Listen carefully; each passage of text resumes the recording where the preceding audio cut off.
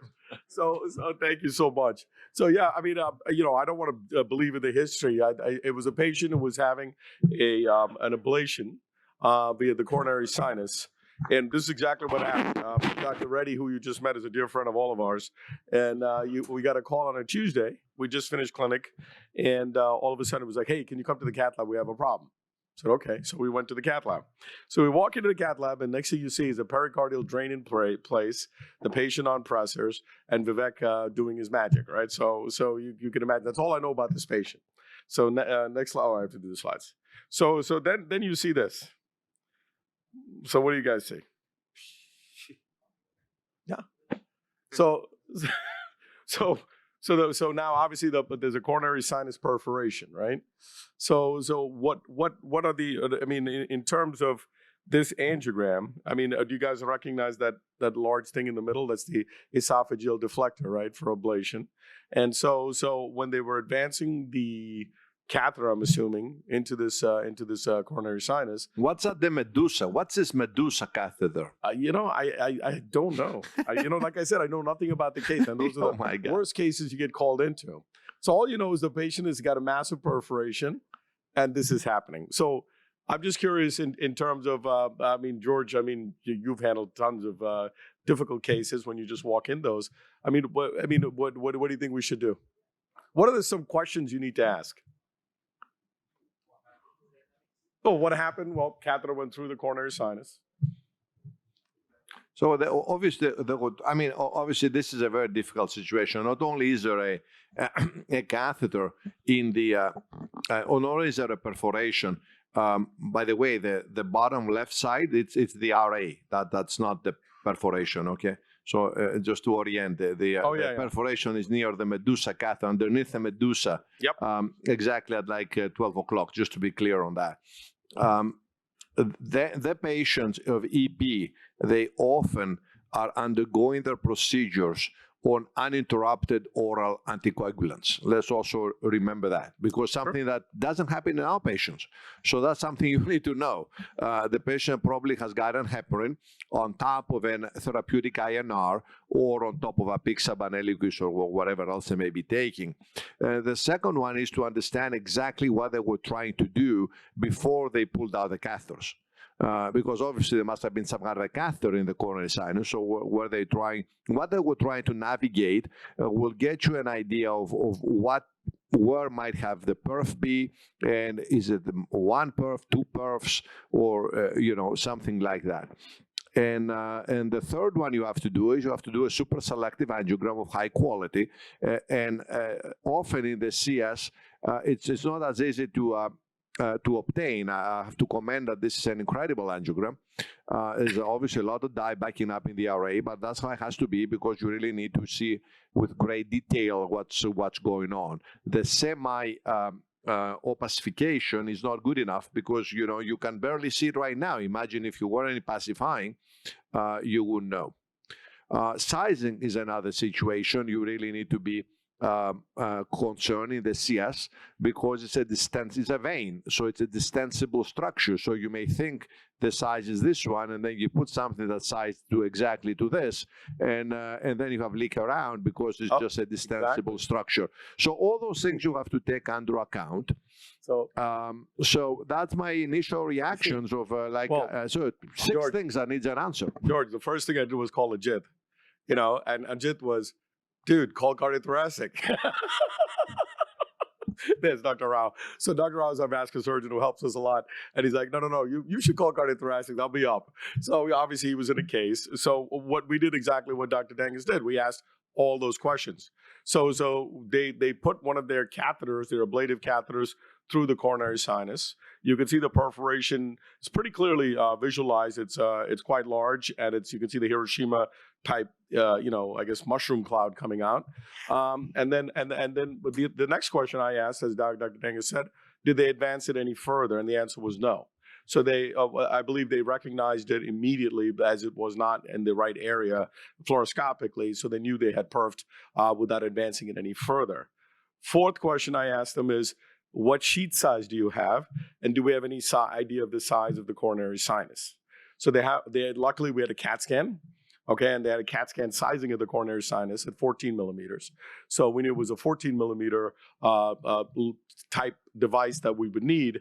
But the problem with the coronary sinus is the drainage can bleed retrograde as well as, so you have to be very, very careful in terms of how you're going to place it. And the other question is, what are you going to occlude? What are you not going to occlude with the device? So this is kind of what we're at, George. So we have a question, how accurate is CAT scans in sizing the venous system, which is, we've seen in the IVC changes at least by 30-40%. Sure. Yeah, no, I think what oversized is minimum 14. That's how I would say. The fortuitous aspect you have here is that the perforation is in between two major branches. You can tell us the names of those branches. Because I will not. But all I know Maybe is that, Dr. Reddy you're in an emergency situation. It's not so emergent to name the branches.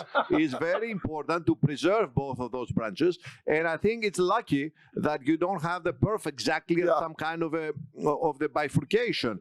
So you're in between. You got to size in between. Maybe balloon sizing might be another option, or you can just put something that is like a measuring catheter right there to understand better, because it's also angulated, so you may underestimate the length of the size you're going to use. That's the thing you don't know. The diameter you sort of know, you're going to be up of 14. The length, I'm not sure. I would put something that has grades there in order to see what's the distance between the two. Yeah, oversize on both. Oversize on the diameter and the length. And you don't have to go up to nominal. Just go up until you've got that position. How is a patient doing? Well, right now they're draining. There's just active blood out of the pericardium injecting into the vein. So they were just water transfusing the patient. Yeah. So the patient was on pressors and wasn't good. So then I got advice from our vascular surgery colleagues, and we kind of conferred as we had just. But here's another example. Okay. And then this one here, if I can, there you go. No, what is that? So the first picture same is patient. Through the perforation? Yep, same patient in different so views. Through the perforation and in the pericardial this space. through the perforation. See that we put the catheter through to show you how big the hole is. So the hole was huge, right? So now then we did exactly what Dangus said, Dr. Dangus said, excuse me, George, and we put a large balloon. Yeah. And this is a 14 millimeter balloon. And exactly what Dr. Sichar said, didn't care about the branches at this stage. And all of a sudden, I just asked Dr. Reddy, who was doing the pericardiocentesis, whether there was any, whether it was slowing down. And he aspirated a few times and it said it stopped. So we had apposition, and this was a 14 millimeter balloon. So at this stage, what questions in my mind is, well, what is that sheet size, and what can I fit through that sheet size? In order to get this done. So I've got 1 minute and 57 seconds left. So I just went ahead and continued the balloon tamponade here, just again checking in different views, making sure that nothing is happening. Wow. And then we went ahead here. After ballooning, there was still a huge perf. You can see the rent right there, huge perf. So at this stage, we said, okay, well, it's not stopping because the balloon was up for 20 minutes. And at 20 minutes, it did not stop. It cannot stop because, as I said, the patient was on Eliquis or something. Yes. So it just can't. If it wasn't, maybe. Well, we were hoping it was a low pressure system. God willing, it'll stop. But fortunately, it wasn't that lucky. So then we decided here, you can see in the other view, it's just escaping out. So we took a VBX stent XL, the 80 XL VBX, 59, I believe. And like Dr. Sichar said, we oversized it. And you see we had to drag the I think it was they have a 12 French catheter there, or 10 French catheter, I can't remember. It's a coverage stent. And then we placed the graft, and then we balloon dilated with a 16. Pig, I have a question. Yeah. You have a vessel which is close to 14 millimeter. How do you ensure that when you're inflating your 8 millimeter VBX, because you open up with the stent balloon, then you're going to come back with a 14 or a 16 balloon. Aren't you scared that this might prolapse or fall into the heart, or do you trap it with another wire in a balloon? No, we just pushed our catheter in. We telescoped our catheter in, so that we were hoping the catheter would hold the undersized VBX in place, and then through our catheter with that, so we wouldn't push it forward or backward, advanced our 16 millimeter balloon. Nice. And our 16 millimeter balloon went up. Now, would you have placed a bigger VBX? That's the largest, 8016. Another cover stent is like 10 or 12. There is 11, you have which something. can Oh go to yeah, no, 16. yeah, but the XL went up to 16. The 8 large can go to 16. Yeah, so we figured Yeah. 16 was good because the 14 balloon stopped the bleeding, so we oversized a little The bit. ICAS, for example. I don't think No, ICAS doesn't go up to the... I think that when Raj Malik yesterday said the flexibility of the VBX is nice, and I'm sure Dr. Ferris will Definitely agree. flexibility is helpful. So we got it up, and the patient did very well, stabilized, and then they went on to go ahead and do their ablation. That's good. Result. That's a What good perforation. ablation? There's no way to do an ablation through the VBX. Listen, all I know is I called Ajit and he's like, "Oh, good, thank God." Thank you, dude. Get Okay. out, be happy. Thank you. And So, PK, at what point you'd have considered CT surgery to come in? I mean, believe me, we talked about it. The patient was really getting hemodynamically unstable. We called Dr. Can I get my Phil screen Sufi. right here? We let Dr. Phil Sufi know. He told us that the OR will be ready. Just keep the balloon up, and he'll take him to the OR.